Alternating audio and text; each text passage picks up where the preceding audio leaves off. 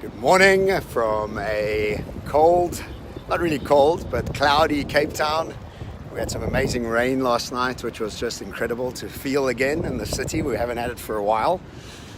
I'm riding, which is one of my favorite things to do, just to settle back into the city I live in. And I wanted to share this idea around the focus of our attention. I do speak about it a lot, but I seem to see people that don't really understand or grasp it. So I just wanted to share a little bit about it.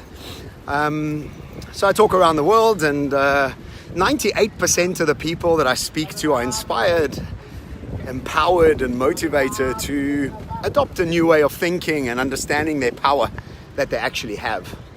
I was in Dubai recently, and there was an older gentleman in the audience that left my talk because I said near the end that I never watch news, and if people choose to watch Crisis News Network, or CNN as it's known, have their own moods. They have the mood set by that sort of Crisis News Network. And he was so disgusted by the fact that I wasn't watching news that he left. It bewildered me.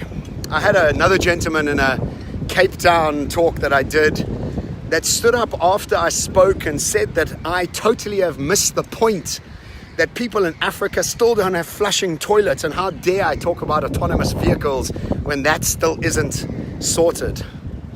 Again, I was pretty bewildered because there's always going to be duality. There's always going to be the good and the bad, the evil and the light, and again, also very angry with me.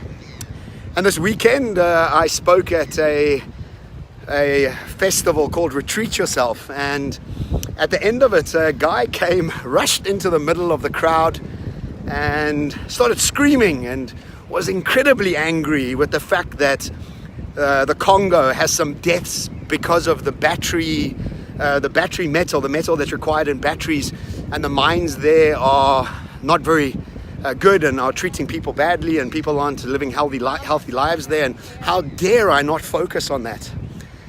Again, bewildered, because it's almost as if the 60 minutes I spoke about, the sort of focus and attention we have, an opportunity to have, he just didn't even hear.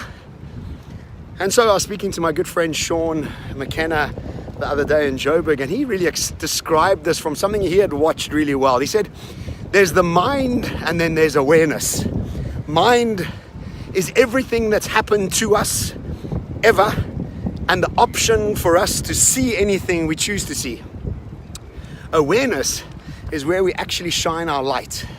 Awareness is where we decide to focus.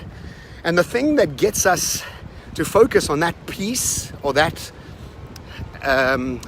reality is concentration.